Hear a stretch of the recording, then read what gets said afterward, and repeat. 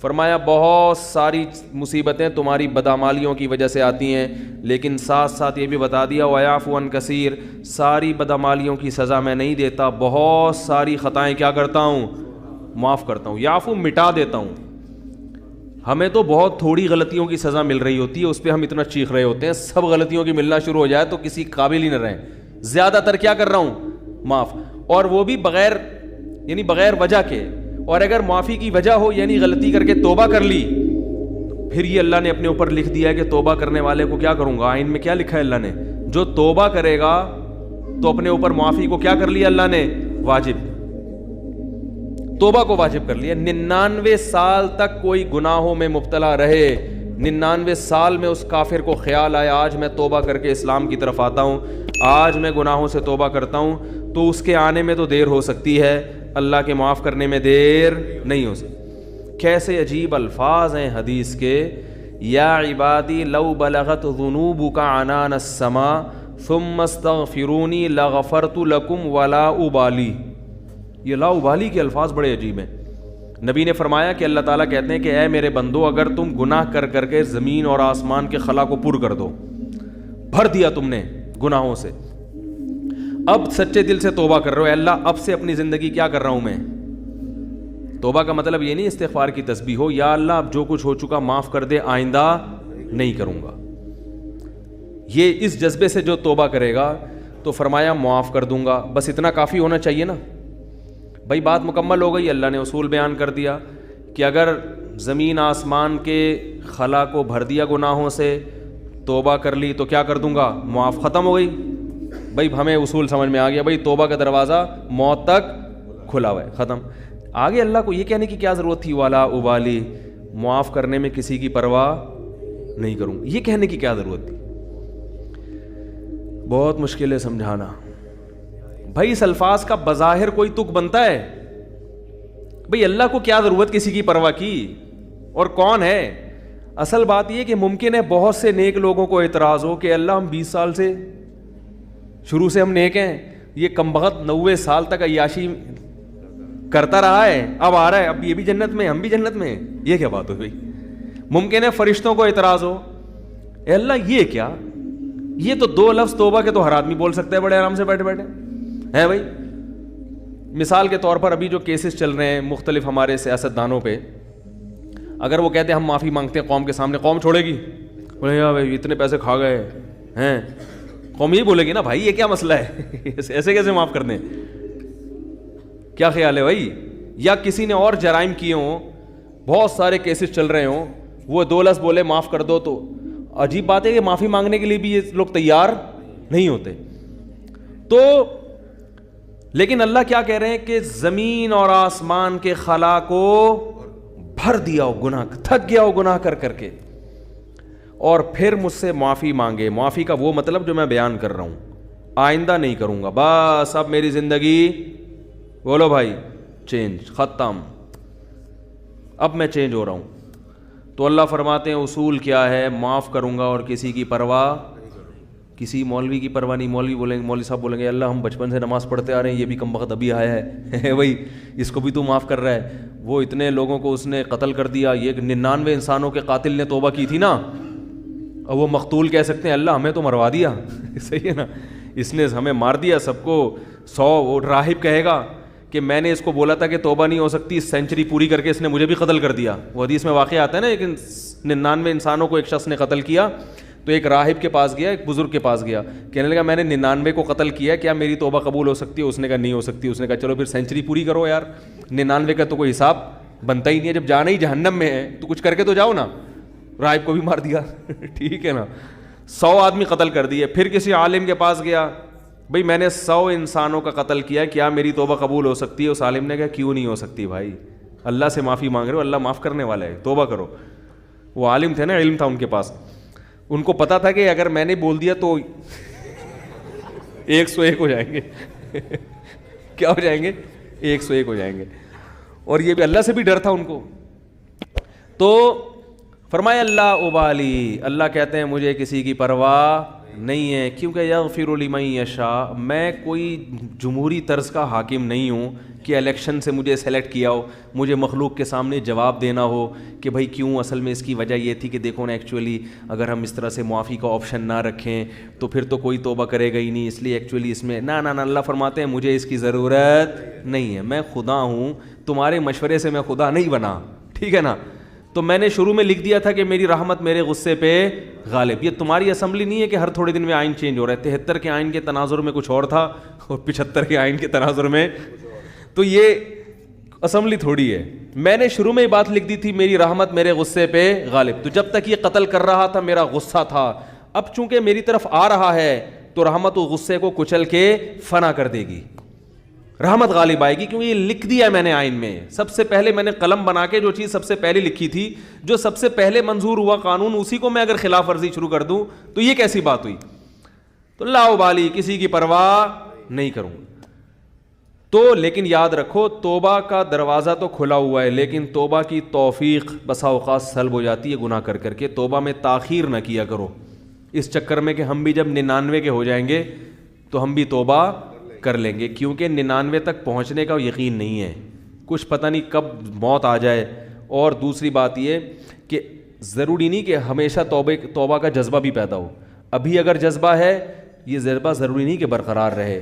لوگ ایمان کے ڈاکے دار بیٹھے ہوئے ہیں جو آپ کا ایمان سلب کر لیں گے, آپ کو توبہ کی اہمیت ہی دل سے ختم ہو جائے گی. بعض دفعہ دل گناہوں میں اتنا مست ہو جاتا ہے کہ انسان توبہ کا تصور ہی, تبھی بوڑھوں میں توبہ کا ریشو کم ہوتا ہے, جوانوں میں زیادہ ہوتا ہے. یقین نہ آئے تو دیکھ لو سروے کر کے, بوڑھے لوگ اسلام کم قبول کرتے ہیں, جوانوں میں اسلام قبول کرنے کا ریشو زیادہ ہے. حالانکہ جوانی میں جو غیر مسلم اسلام لا رہا ہے اس کی عیاشیاں چھوٹ رہی ہیں. کیا خیال ہے؟ بوڑھے کے لیے تو اسلام آسان ہے نا بھائی, جو کفر کی حالت میں آپ نے عیاشیاں کی, بڑھاپے میں تو اب وہ عیاشیاں نہیں ہو سکتی. اب اسلام لانے میں کیا جا رہا ہے, صرف کلمہ پڑھو, پھر بھی نہیں پڑھتے وہ. بڑھاپے میں اسلام لانا آسان ہے مگر اسلام لانے کا ریشو کم ہے. اس سے پتہ چلتا ہے دیکھنے میں آسان ہے, حقیقت میں آسان نہیں ہے, کیونکہ قوت فیصلہ ختم ہو جاتی ہے. جوانی میں عیاشی آسان ہے مگر توبہ بھی بظاہر مشکل ہے, مگر حقیقت میں کیا ہے, آسان. اس کی ایک سائنٹیفک لاجک بھی ہے. وہ لاجک یہ ہے کہ انسان جب جوان ہوتا ہے تو گناہ کی طرف جیسے اس کی رغبت بہت زیادہ ہوتی ہے, اس کی بریکیں بھی اسی حساب سے مضبوط ہوتی ہیں. دیکھو نئی گاڑی کا ایکسیلیٹر جیسے تیز ہوگا نا, بریکیں بھی کیا ہوں گی, کیا ہو گیا بھائی, نئی گاڑی کا ایکسیلیٹر ایسا ہوتا ہے کہ ادھر اشارہ کیا, پاؤں رکھا اور زوں کر کے بھاگی, تو بریک بھی ذرا سی آپ اشارہ چاہیے بریک کو, ایک دم ٹھا کر کے رکے گی. کیا خیال ہے, الٹ جائے گی مگر چلے گی نہیں آگے. اعصاب مضبوط ہوتے ہیں انسان کے جوانی میں.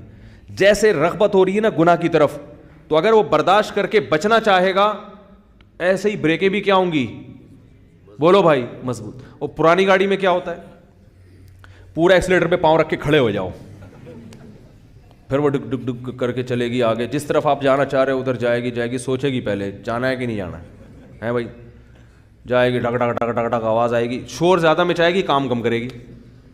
شور بہت مچائے گی, ہاں ہاں آوازیں آ رہی ہیں, آدمی کہے گا پتہ نہیں شاید میں نائٹ رائڈر میں بیٹھا ہوا ہوں. پھر وہ اتنی آرام سے پک اپ پکڑے گی.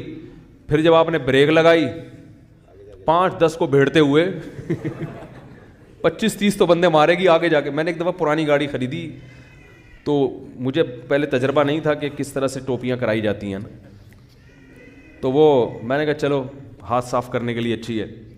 تو میں جب وہ ڈرائیور جو بیچ رہے تھے نا گاڑی, ان کے ساتھ سائڈ پہ بیٹھا, اچھا میں گاڑی چلانے کے لیے بیٹھا, میں نے کہا چیک کروں, تو ایکسیلیٹر کا یہی حال تھا جو میں نے آپ کو بتایا. انہوں نے زمین آسمان کے قلابے ملا دیے گاڑی کی تعریف میں. یہ گاڑی 78 کروڑا ہے, 78 کروڑا جو ہے نا, ساری ٹیکسیوں میں یہی چل رہی ہے, 78 کروڑا نام تھا بھائی, 78 کروڑا کا. ہم نے کہا چلو یار میں 75 کا ہوں تو 78 کی پھر بھی ہم سے تو نہیں ہے. تو ہم نے کہا ہاتھ صاف کرنے کے لیے اچھی ہے. اب ہم جب بیٹھے تو اس میں عجیب عجیب چیزیں آ رہی ہیں. تو میں نے جب سب سے زیادہ جب مجھے دھچکا لگا نا, بریک لگائی تو نہیں لگی. تو انہوں نے کہا اس کی بریک 3-4 دفعہ لگائیں گے تو لگے گی.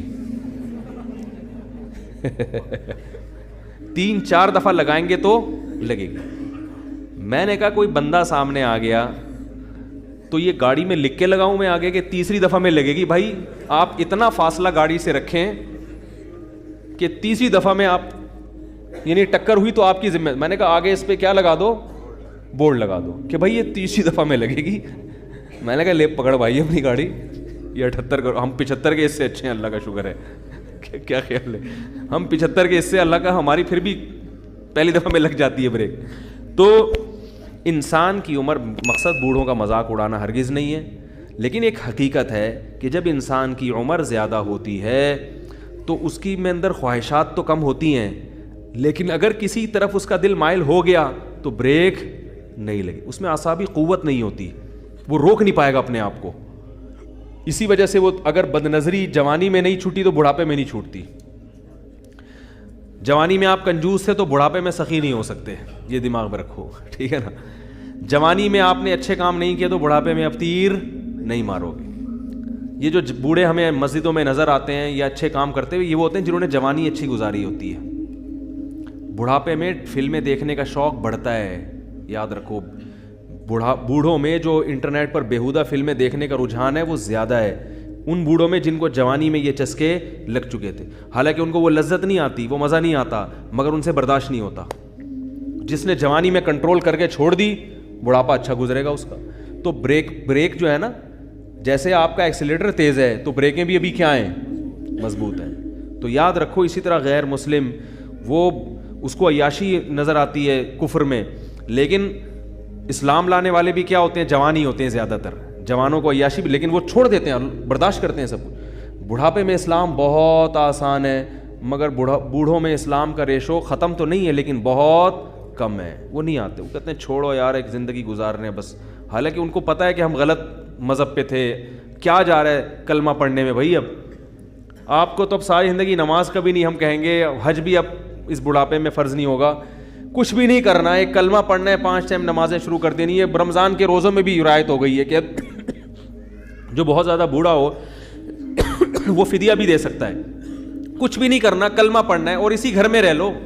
یہ تھوڑی کہہ رہے خاندان کو چھوڑ کے جاؤ, لیکن ایک کلمہ زبان سے نہیں نکلے. وہ قوت فیصلہ ختم ہو گئی, کانفیڈنس ختم ہو گیا, وہ ذرا سی بھی مخالفت برداشت کرنے کی صلاحیت نہیں رہی. تو اس لیے اس امید پر کہ اللہ 99 سال میں توبہ قبول کرتا ہے, 99 کا انتظار مت کرو. اور ایک بات یہ بھی رکھو کہ توبہ تو قبول ہوگی مگر وہ مقام نہیں ملے گا جو اس شخص کا ہے جو شروع سے دین پہ چلتا آ رہا ہے. سمجھ میں آ رہی ہے بات, جو شروع سے دین, کیونکہ وہ کئی سال سے نماز پر ہے تو وہ اتنا آگے جا چکا ہے کہ اب آپ نے ٹریک چینج کر تو دیا, جہنم والا ٹریک نہیں اب جنت والا ہے, لیکن وہ بہت آگے جا چکا ہے اور آپ اس سے بہت پیچھے ہو, بہت پیچھے ہو. وہاں تک اب وہ نکل گئے آگے. تبھی قرآن میں آتا ہے والسابقون السابقون اولئک المقربون. کچھ لوگ اہل جنت میں سے ہوں گے اور کچھ سابقین میں سے ہوں گے جو جنت میں بھی بہت آگے جا چکے ہوں گے. تو اسی وجہ سے نبی نے فرمایا نا, قیامت کے دن اللہ 7 آدمیوں کو عرش کے سائے میں جگہ دے گا. ان میں ایک وہ بھی ہے شاب نشا فی عبادت اللہ عز وجل, جس نے جوانی میں اللہ کی اطاعت کی ہو.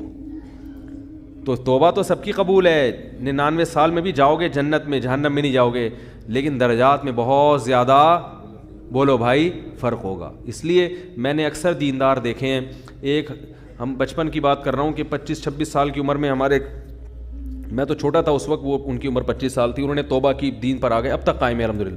ان کو افسوس ہوتا تھا کہ میں نے جو 10 سال کی عمر ضائع کی اس کی کسی طرح تلافی ہو جائے. صرف 10 سال ان کے ضائع ہوئے تھے, 15 سے لے کے 25, بالغ ہو جاتا ہے انسان 15 میں. اس 10 سال پہ ان کو کیا ہوتی تھی, ندامت.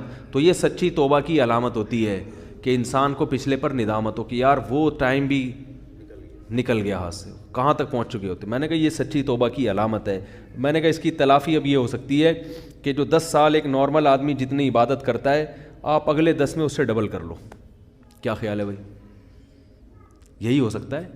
جیسے گلوکار نے توبہ کی تھی نا, واقعہ میں اکثر سناتا ہوں, زندگی گانوں میں گزاری. تو ہمارے حضرت کے پاس آئے تھے, ان کا انتقال ہو گیا, تو انہوں نے حضرت سے کہا کہ میں نے زندگی گانوں میں گزاری, گانے گاتا رہا میں, اچھی آواز تھی میری, تو اب مجھے خیال ہوا کہ توبہ تو اللہ نے قبول کر لی, اب جنت کے ٹریک پر تو انشاءاللہ چل پڑے, لیکن پچھلی کی تلافی بھی ہونی چاہیے. تو میں نے 10-15 سال ضائع کیے. تو اب ان کے ذہن میں یہی آیا کہ یہ اچھی آواز میں تلاوت میں لگاؤں. اب کیا خیال ہے؟ تو اس طرح کے جو لوگ تلافی کرتے ہیں، اولئک یبدل اللہ سیئاتہم حسنات، قرآن کہتے ہیں اللہ ان کی گناہوں کو نیکیوں میں تبدیل کر دیتے، تو ان کی تلافی ہوتی ہے، یہ بھی اسی مقام تک پہنچ جاتے ہیں۔ تو پھر کچھ ایسا کرنا پڑتا ہے، نہیں تو چلو جنت میں مل گئی بڑی بات ہے یار، 99 سال میں اتنی بدماشی اللہ معاف کر دے، وہ درجات نہ ملے، جنت چھوٹا سا کھانچا بھی مل گیا جنت کا، اور کیا، ایک آدھ حور بھی مل گئی، کیا خیال ہے؟ ایک آدھ حور بھی مل گئی تو بھی سستا سودا نہیں ہے، بہت اچھا سودا ہے یہ۔ تو اللہ تعالی ہم سب کو اپنی رحمت کا مستحق بنا۔